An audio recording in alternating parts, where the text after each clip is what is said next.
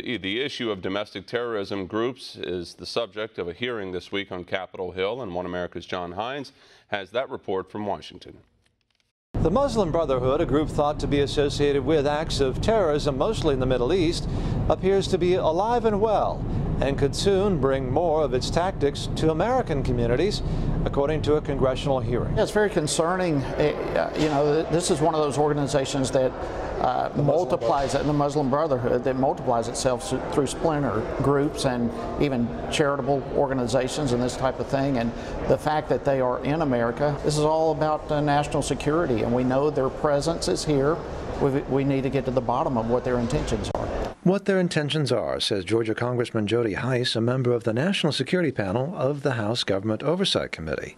And if their activities in Egypt are any indication, those intentions may be less than noble, says Hines. They have been committed to terrorize and do away with, intimidate, harass religious minorities, Coptic Christians in Egypt being one example of that, of those type of activities. That is an example, I believe, of what their intentions would be here in the United States as well.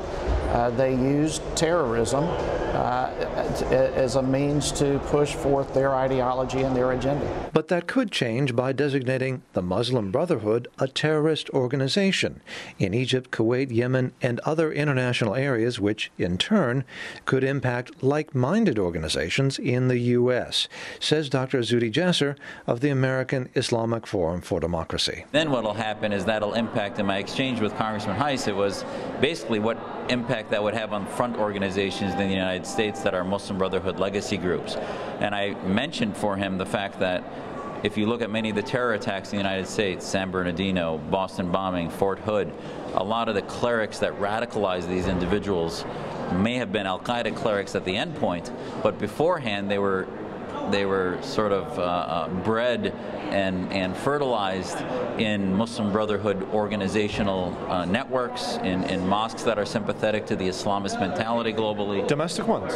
Domestic ones. Dr. Jasser also added that the terrorist Amir Salaki became radicalized with the Muslim Student Association in America, and in turn became a radicalizer of people like Nadil Hassan, who committed the Fort Hood attack. John Hines, One America News, Washington. Want to see more videos like this? Click on the link below and subscribe to One America News on YouTube, and call your cable provider and kindly demand that One America News is added to your lineup. Call and subscribe today.